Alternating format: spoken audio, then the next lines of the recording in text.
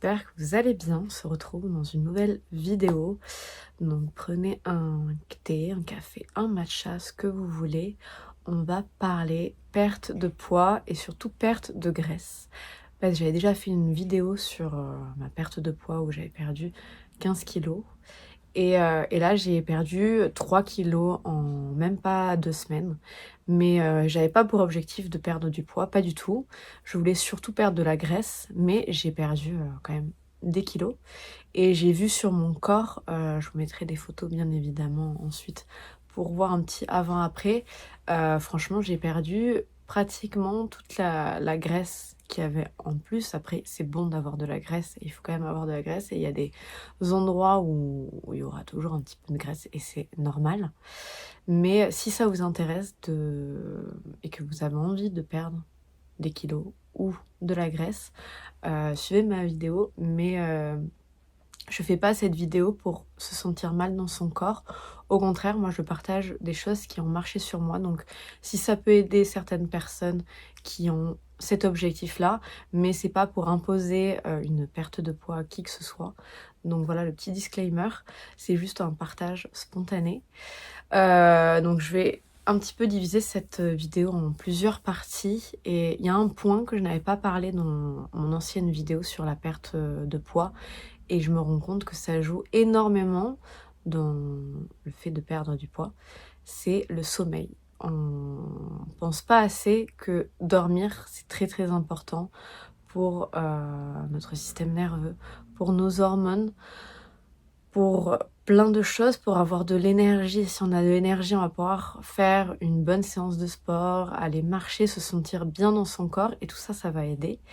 Et j'ai des petits conseils, des petites astuces pour mieux dormir, parce que moi, avant, j'avais beaucoup de problèmes j'arrivais pas à trouver le sommeil, je faisais des insomnies, et j'ai implémenté des petites choses dans mon quotidien, dans ma routine du soir. D'ailleurs, je pense que je ferai une petite vidéo d'une routine du soir pour bien dormir, qui aide franchement à passer une nuit presque complète, hyper réparatrice.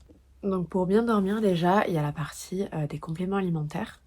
Je vais vous présenter une marque, c'est pas sponsorisé, ils m'ont envoyé des produits, j'ai testé, je les ai finis. Là, il m'en reste 2 et j'adore. Il y a d'autres compléments que là, je n'ai pas et qu'il faut que je refasse une cure, surtout pour l'automne. Mais c'est bien de prendre aussi tout au long de l'année, c'est le magnésium. Le magnésium, ça permet aussi de lutter contre la fatigue et ça permet de vous aider à dormir. Donc le soir, au moins, vous prenez 1 à 2 heures avant d'aller au lit et vous allez voir, vous allez mieux dormir.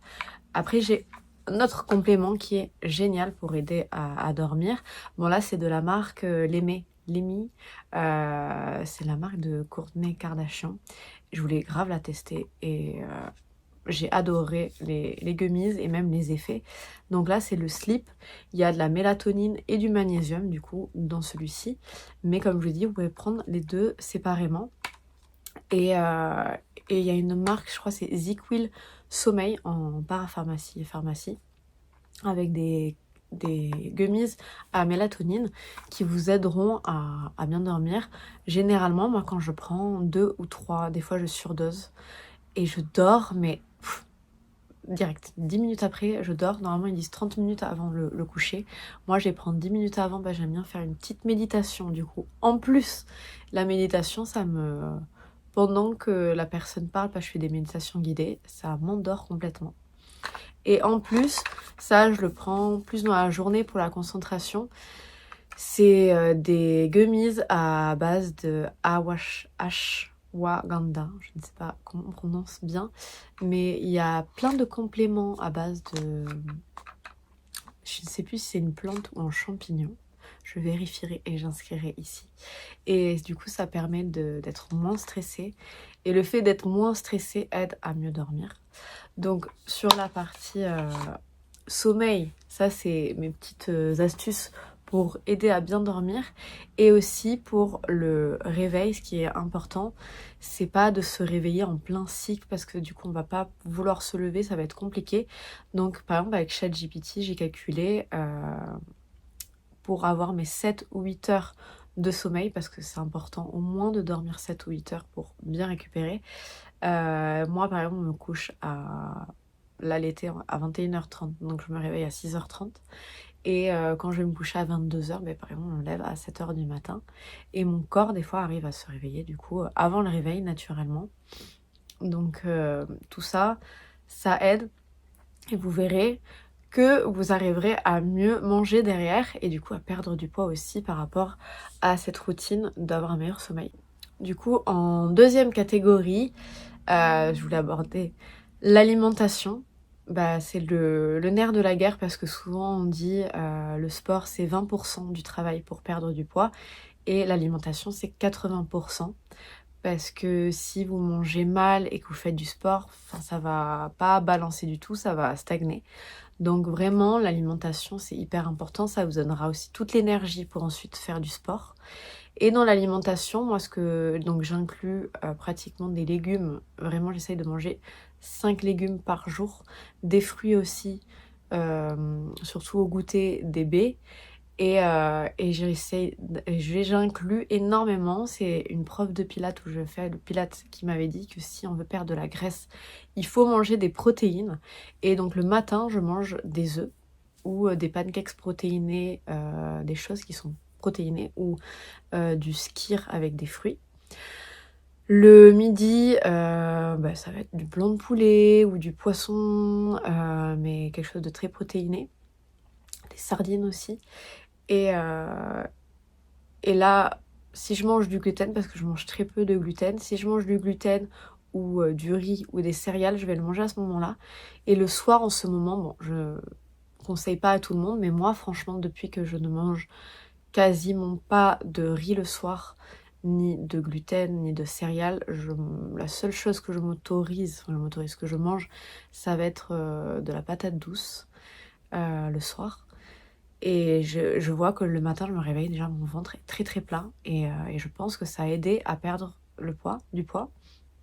Et un autre conseil que j'avais vu passer, que j'ai testé, donc pour moi c'est testé, approuvé parce que franchement ça a porté ses fruits. Pour perdre la graisse, j'avais lu qu'il fallait boire dans la journée ou après le repas un verre d'eau avec un citron pressé. Et ça tous les jours. Et depuis que j'ai fait ça, je vous dis, là j'ai perdu 3 kilos. Donc je pense que ça aide vraiment. Et du coup dans la dernière partie, je pense que cette vidéo sera quand même assez courte. Dans cette dernière partie, bien sûr, l'activité physique. Bouger au moins 20 à 30 minutes, que ce soit des étirements, du yoga, de la marche. La marche, je vais en reparler juste un petit peu après. Mais si vous faites pas de yoga ou de pilates, faire une grosse marche. Et le pilates. Moi, le pilates, c'est... Ceux qui me connaissent et ceux qui me suivent savent que je ne jure que par le pilates.